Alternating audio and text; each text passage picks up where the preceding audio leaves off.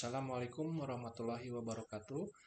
Salam sejahtera bagi kita semuanya. Om Swastiastu, Namo Buddhaya, salam kebajikan.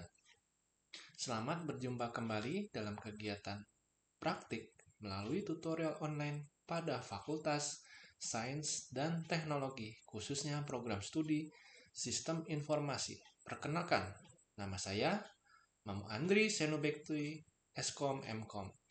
Saya akan menjadi tutor pada mata kuliah pemrograman berbasis desktop pada kelas ini. Pada kegiatan praktik melalui tutorial online ini, kita menggunakan buku materi pokok STSI 4201, pemrograman berbasis desktop, dan panduan praktikum STSI 4201, pemrograman berbasis desktop. Perlu saya ingatkan bahwa partisipasi dan keaktifan Anda dalam tutorial online ini atau tutor ini akan memberikan kontribusi 50%, tugas 1, tugas 2, dan tugas 3 terhadap nilai akhir mata kuliah Anda. Sedangkan sisa kontribusi 50% terhadap nilai akhir mata kuliah yang Anda ambil dari nilai UAS, perhatiannya, jika salah satu tugas tidak dikerjakan, maka nilai akhir mata kuliah menjadi E. Nilai kelulusan mata kuliah berpraktik minimal C. Mata kuliah pemrograman berbasis desktop dengan bobot 3 SKS ini secara umum membahas tentang konsep pemrograman berorientasi objek, perancangan Unified Modeling Language atau UML. Setelah mempelajari mata kuliah ini, para mahasiswa diharapkan mampu menguasai konsep pemrograman berorientasi objek, termasuk tipe data, variabel, identifier, dan keyword, array, serta string, struktur keputusan, struktur pengulangan, perancangan UML, dan langkah membuat aplikasi. Tutorial online atau tuton untuk mata kuliah pemrograman berbasis desktop diberikan selama 15 aktivitas belajar. Materi yang akan dibahas pada kelas tuton dalam mata kuliah ini meliputi aktivitas belajar 1, konsep pemrograman berorientasi objek. Aktivitas belajar 2, tipe data, variabel, identifier, dan keyword. Aktivitas belajar 3, array dan string. Aktivitas belajar 4, struktur keputusan 1, struktur keputusan if else. Aktivitas belajar 5, struktur keputusan 2, struktur keputusan if else, if case, switch case. Aktivitas belajar 6, struktur pengulangan.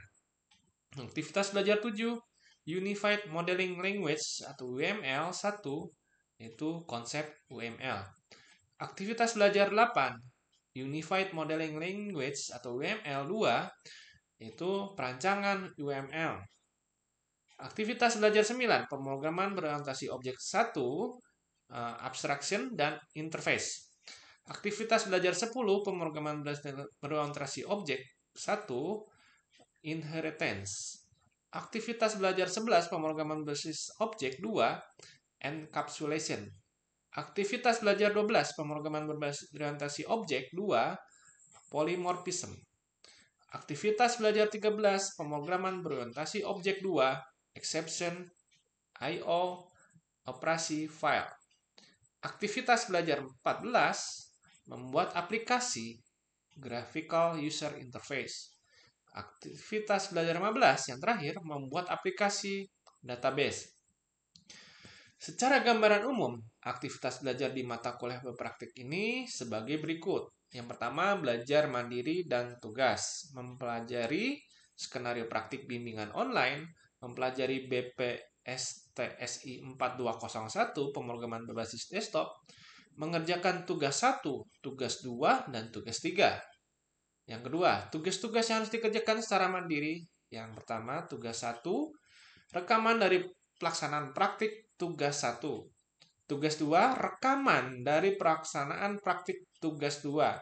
Tugas 3, rekaman dari pelaksanaan praktik tugas 3.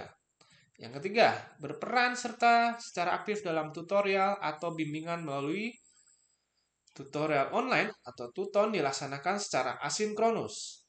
Yang kedua, tutorial webinar dilaksanakan secara sinkronus atau tatap muka secara online sebanyak 3 sesi dengan durasi maksimal 2 jam atau 120 menit per sesi. Pada setiap sesi kegiatan kelas tuton, para mahasiswa akan mendapat kesempatan untuk berdiskusi baik dengan peserta tuton lainnya maupun dengan tutor. Kemudian juga akan mendapatkan tugas tutorial sebanyak 3 tugas, yaitu yang pertama tugas 1, itu pada aktivitas belajar keempat. Tugas 2, pada aktivitas belajar 8. Dan yang terakhir tugas 3, itu pada aktivitas belajar 12. Untuk itu, diharapkan para peserta tuton aktif selama 15 aktivitas belajar, mengikuti tutorial web to web sebanyak 4 kali, sebagai bentuk pemantauan progres pengerjaan tugas oleh tutor. To web dilaksanakan pada yang pertama aktivitas belajar 1, kemudian aktivitas belajar 6, kemudian aktivitas belajar 10, dan yang terakhir aktivitas belajar 14. 4 forum diskusi pada aktivitas belajar 2, aktivitas belajar 4, aktivitas belajar 8, aktivitas belajar 12 sebagai sarana untuk diskusi dengan tutor dan mahasiswa lain mengenai pengerjaan tugas jika mengalami kendala, masalah, atau terdapat pertanyaan. Demikian informasi singkat tentang tuton. Apabila ada hal-hal yang ingin ditanyakan atau didiskusikan, Anda dapat menuliskannya melalui forum diskusi dan kita dapat mendiskusikannya bersama-sama dengan teman-teman di dalam kelas ini. Selamat belajar, tetap semangat, dan semoga sukses. Wassalamualaikum warahmatullahi wabarakatuh.